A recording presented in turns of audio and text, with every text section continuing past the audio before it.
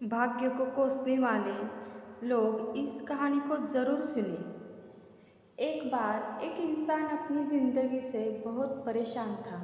वह हर समय अपने आप को कोसता रहता था कि क्या ज़िंदगी मिली है मुझे, क्या जीवन है, हर परेशानी मेरे साथ ही है, हर दुख मुझे ही आकर घेरता है, हर झंझट से मेरी सर पड़ती है। एक दिन इसी तरह अपने आप को बैठा हुआ कोस रहा था कि क्या नसीब है मेरा, क्या किस्मत है मेरी, क्या ज़िंदगी है मेरी, कि तभी अचानक एक बाज अपने शिकार को पंजों में दबाए हुए एक पेड़ पर आकर बैठ जाता है और वही अपने उस शिकार को खाने लग जाता है।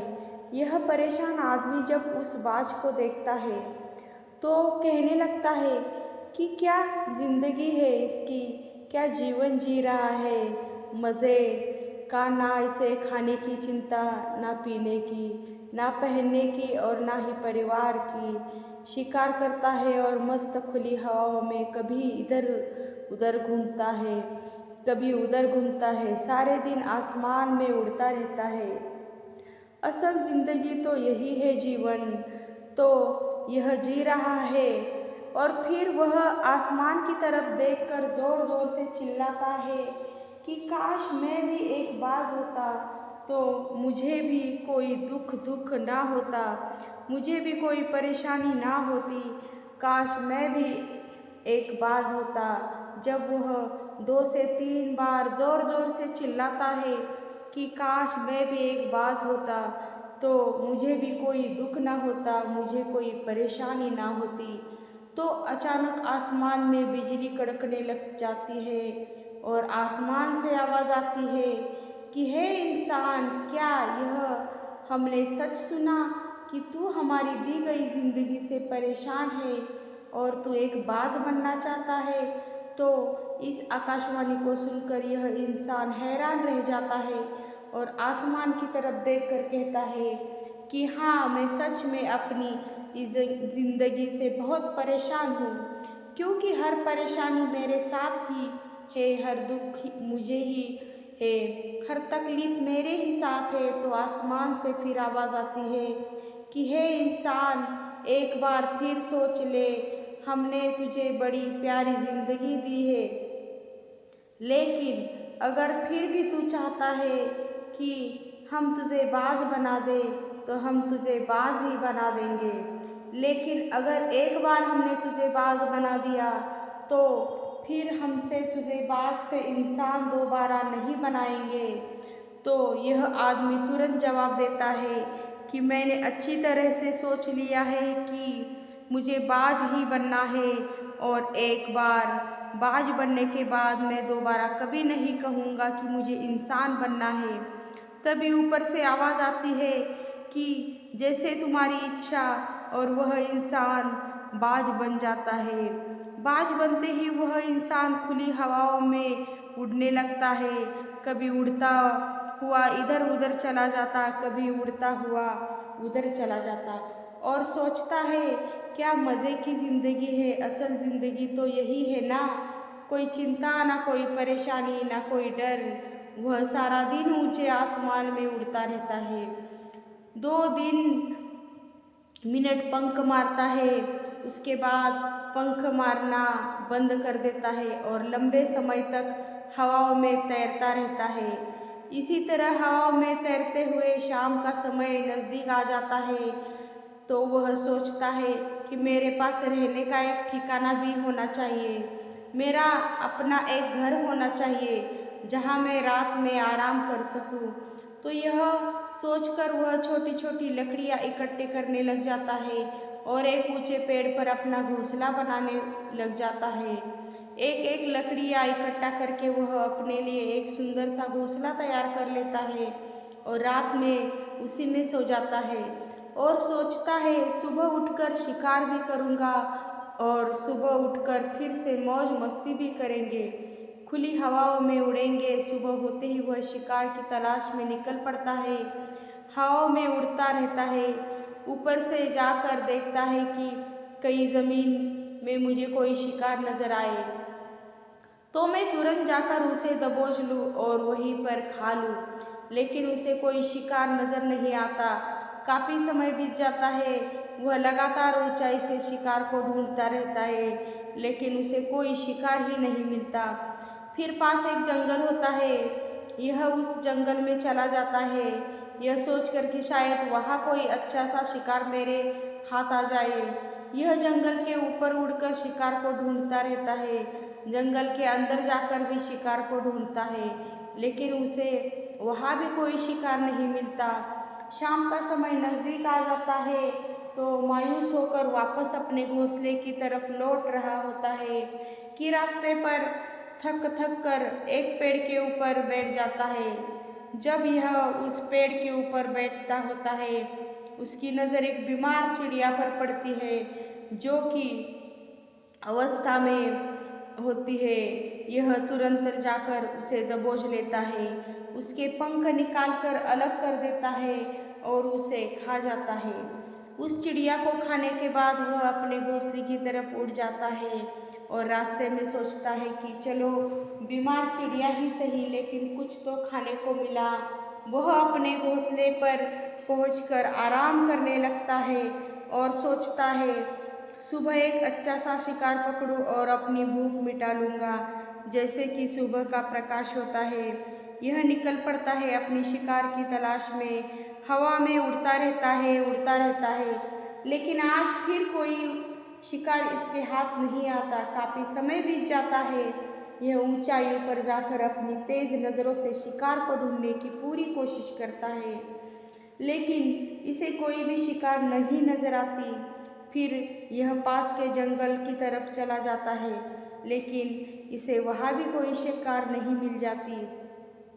इसी प्रकार पूरे दिन उड़ते उड़ते शाम का समय नज़दीक आ जाता है तो यह निराश होकर वापस लौटने लगता है और रास्ते में एक पेड़ पर आकर बैठ जाता है। सोचता है शायद आज फिर कोई बीमार चिड़िया मेरा इंतज़ार कर रही होगी, लेकिन हर बार किस्मत मेहरबान थोड़ी होती है। आज इसे कोई बीमार चिड़िया नहीं मिलती। यह थक हार कर वापस अपने घोंसले की तरफ चल पड़ता है और घोंसले पर पहुंचकर भूखा प्यासा ही सो जाता है और सोचता है कल सुबह का एक बड़ा सा शिकार पकड़ा और आज की भूख भी मिटा लूँगा। रात को अपने घोंसले में सोया होता है, गहरी नींद में होता है, तभी एक भयानक तूफान आता है।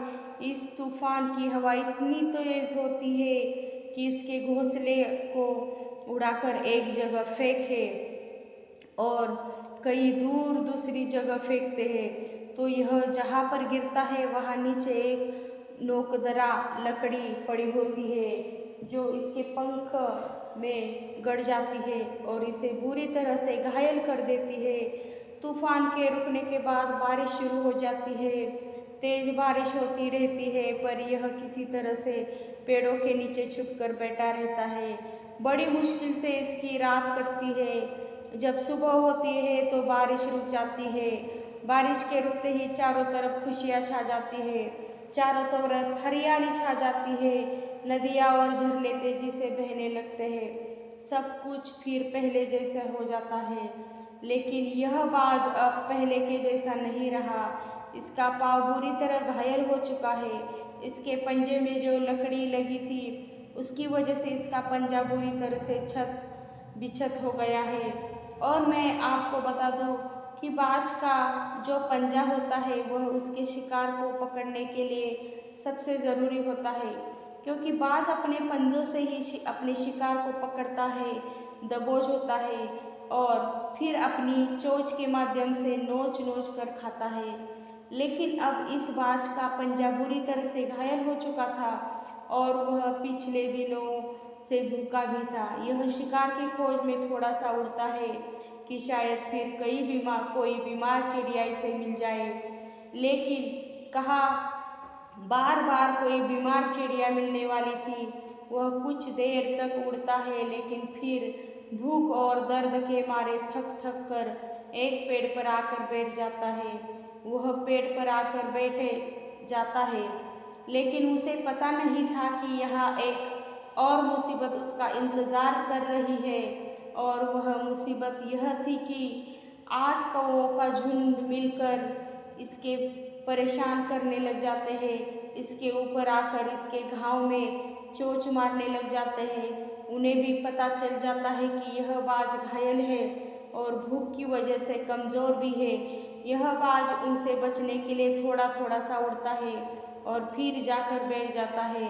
उनसे पीछा छुड़ाने का प्रयास करता है, लेकिन वह फिर इसके पीछे आ जाते हैं तो यह फिर उड़कर थोड़ी दूर चला जाता है, लेकिन वह इसका पीछा नहीं छोड़ते और बार बार इसके पास आकर इसे परेशान करते हैं।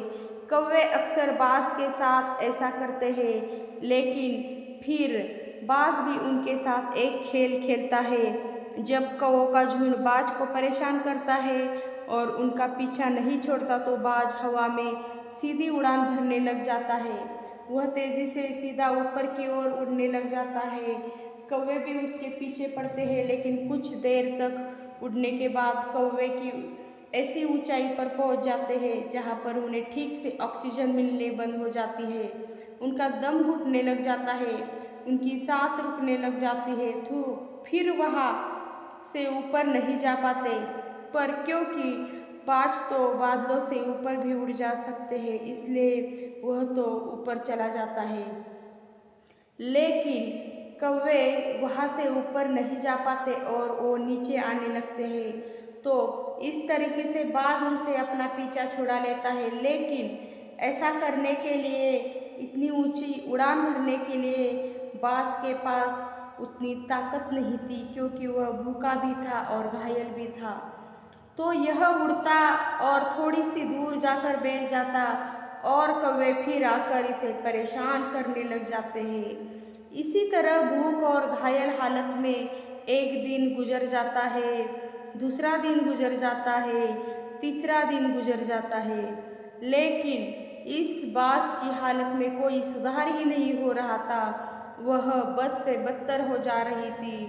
चौथे दिन जब यह बिल्कुल खत्म होने पर आ रहा है, इसके अंदर बिल्कुल भी ताकत नहीं बचती और इसका शरीर इसका साथ छोड़ने लगता है, तो यह किसी तरीके से उड़कर पास ही इंसानों की एक हॉस्पिटल होती है उसकी छत पर आकर बैठ जाता है और वहाँ से आने जाने वाले मरीजों को देखता है और अपने आप से कहता है कि काश आज मैं इंसान होता तो ऐसे छोटे मोटे जख्मों का हॉस्पिटल से इलाज करवा लेता, या किसी को बता देता कि मैं भूखा हूँ, परेशान हूँ, मेरे साथ यह परेशानी है। लेकिन आज मैं ऐसा बेजुबान परिंदा हूँ जो किसी से कुछ नहीं कह सकता, किसी को अपना दुख नहीं बता सकता, किसी से कोई मदद नहीं मांग सकता। यही बात सोचकर वह उसी छत पे अपना दम तोड़ देता है। वह अपनी जान की कुर्बानी तो दे ही जाता है, लेकिन साथ ही साथ में हमें यह भी सीख दे जाता है कि आपको जैसा बनाया गया है, आप जैसे भी हो उसी में खुश रहो और उसी में बेहतर करने की कोशिश करते रहो, ना कि इस बात से परेशान रहो कि काश मैं ऐसा होता, काश मैं वैसा होता, काश मैं यह बन जाऊं। आपको जैसा भी बनाया गया है, तो आज की एक कहानी हमें यही सीख देती है प्रयास जो हम है उसमें हम आनंद से रहे। भगवान का काल्पनिक है, लेकिन हमें जीवन का एक बहुत ही महत्वपूर्ण नियम इसी में खुश है भगवान की कि हम जैसे भी करनी चाहिए, अपने भाग्य को हमेशा कोसता नहीं रहना चाहिए, प्रयास करते रहना जिंदगी उसका हमें जीवन जो है वो सार्थक कर लेना चाहिए, उसमें ही आनंद प्राप्त करना चाहिए, भगवान का बहुत ही शुक्रिया करना चाहिए। तो यह सीख हमारे लिए बहुत बड़ी जो है मायने रखती है हमारा जीवन अच्छा बनाने के लिए। तो दोस्तों, आज की ये भाग्य को कोसने वाली बाज की कहानी आपको कैसी लगी हमें कमेंट में ज़रूर बताइए और चैनल को सब्सक्राइब करके अवश्य जाइए, लाइक कीजिए, शेयर कीजिए और कमेंट में अच्छी लगी तो कमेंट भी अवश्य करें। तो बोलो जय श्री कृष्ण, राधे राधे। आपका हमारे चैनल पे आने के लिए आप सभी का बहुत बड़ा धन्यवाद। और आप सभी बहुत अच्छे रहे, खुश रहे। आप सभी को भगवान श्री कृष्ण जी बहुत ही अच्छा और आरोग्यमय, सुखमय, समृद्धिमय जीवन प्रदान करें। यही भगवान श्री के चरणों में बहुत बड़ी जो है प्रार्थना, विनंती। और आप सभी को राधे राधे, जय श्री कृष्णा और धन्यवाद।